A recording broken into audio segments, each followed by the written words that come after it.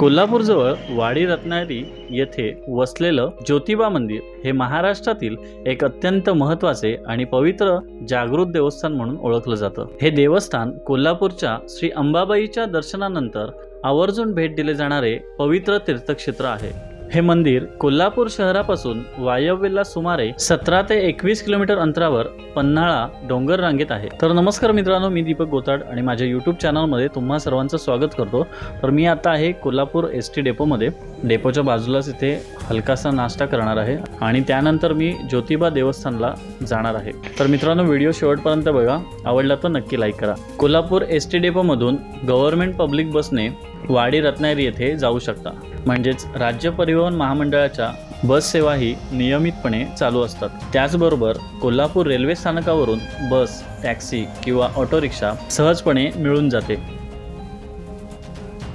हे मंदिर दख्खनचा राजा म्हणून ओळखले जाते, जिथे ब्रह्मा, विष्णू आणि महेश यांच्या एकत्रित अवताराची पूजा केली जाते। ज्योतिबा हे केदारलिंग, सौदागर, रवळनाथ या नावांनीही प्रसिद्ध आहे। मूर्ती स्वयंभू असून ती बटू भैरवनाथाच्या अवतारातील चतुर्भुज आहे। या देवस्थानची आख्यायिका अशी आहे की प्राचीन काळामध्ये कोल्हापूर परिसरात दैत्यांनी हाहाकार माजवला होता। तेथील जनता त्यांच्या छळाला कंटाळून गेली होती। कोल्हापूरच्या करवीर निवासिनी श्री महालक्ष्मी म्हणजेच श्री अंबाबाईलाही या दैत्यांनी त्रास द्यायला सुरुवात केली। या राक्षसांच्या छळापासून लोकांची मुक्तता करण्यासाठी श्री महालक्ष्मी म्हणजेच श्री अंबाबाईने तपश्चर्या करून केदारेश्वराला या दैत्याचा संहार करण्याची विनंती केली। केदारेश्वराने राक्षसांशी युद्ध करून प्रमुख राक्षस रत्नासुराचा वध या डोंगरावरती केला, म्हणून या डोंगराचे नाव वाडी रत्नागिरी पडले। रत्नासुराच्या वधानंतर श्री महालक्ष्मीने अशी प्रार्थना केली की पुन्हा असे संकट येऊ नये, म्हणून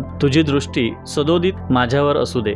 म्हणून श्री महालक्ष्मीच्या रक्षणाकरिता ज्योतिबाचे मंदिर कोल्हापूरच्या दिशेला दक्षिणाभिमुख आहे। श्री क्षेत्र ज्योतिबा डोंगरावर प्रमुख 4 यात्रा पार पडतात। त्यातील मुख्य व सर्वाधिक लोकप्रिय असलेली चैत्र यात्रा ही यात्रा श्री यमाई देवीस समर्पित आहे। यात्रेच्या वेळेला या प्रकारे दृश्य असतं। चैत्र पौर्णिमेला दरवर्षी एप्रिलमध्ये ज्योतिबा डोंगरावरती ही चैत्र यात्रा भरली जाते। महाराष्ट्रातून व इतर परप्रांतातून 6 ते 7 लाख भाविक या यात्रेमध्ये सहभागी होऊन चांगभलं च्या जयघोषामध्ये ज्योतिबाच्या नावाचा गजर करतात। त्याचबरोबर गुलालाची उधळण, खोबऱ्याची पाखरण, पालखीवर फेकली जाणारी नाणी हे या उत्सवामध्ये अगदीच अनोखे दिसते। त्या दिवशी श्रींचा शासकीय महाअभिषेक पहाटे 5 ते 6 या वेळेत होतो।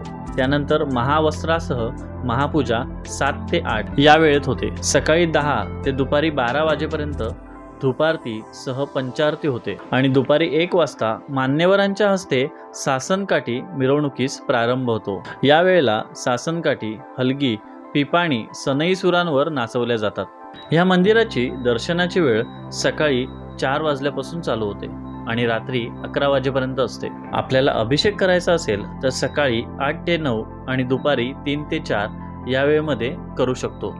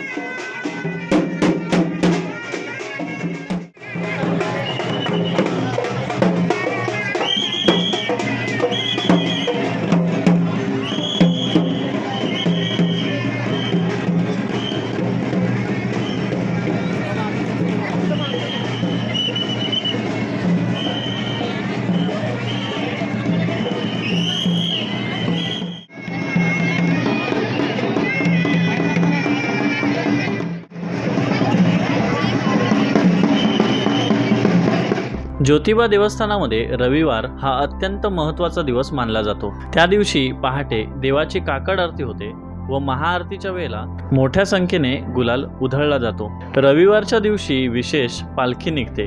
या पालखी सोहळ्यात ज्योतिबाचे रूप, ज्याला केदारलिंग असे म्हणतात, त्याची पूजा केली जाते। तर मित्रांनो, या देवस्थानबद्दल जी काही माहिती सांगितली ती जर तुम्हाला आवडली असेल तर व्हिडिओला नक्की लाईक करा, शेअर करा. पुन्हा भेटू एका नवीन व्हिडिओसोबत. तोपर्यंत धन्यवाद. काळजी घ्या.